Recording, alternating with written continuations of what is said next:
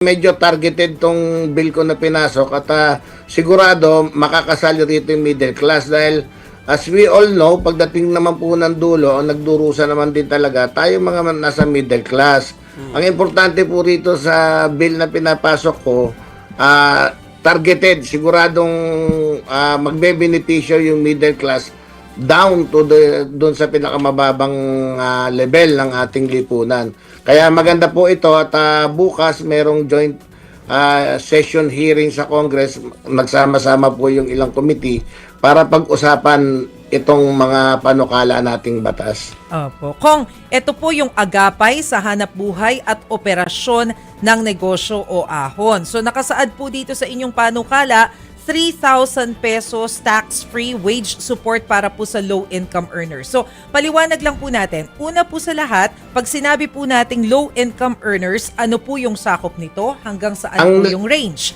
At pangalawa, yung 3,000 pesos po, ano po yun? One time, big time ba? O gaano kadalas yung pagbibigay? Ang nilagay ko po rito, 18 months yung tatagal yung batas ko. So, for 18 months, tatanggap po ng 3,000 yung lower income. Yun po yung mga sumesweldo ng less than 25,000 a month. So, sila po magbe-benefit po dyan. Bukod pa po dyan na magkakaroon ng toll fee reduction kasama po sa batas natin. So, naniniwala ko kapag bumaba yung toll fee natin, bababa lahat ng cost. Yung airport fee reduction, seaport reduction, tapos magkakaroon din ng loan payment relief. Para po ba yung bayanihan 2 nung araw? Kaya lang yung bayanihan 2 po nung araw, kumbaga kahit sino eh.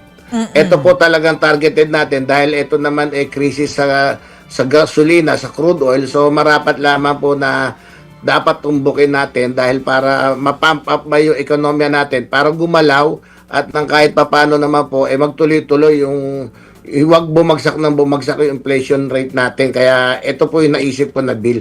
Siguro po ito timely dahil nga sa nararanasan nating problema gawa ng giyera dito sa Middle East.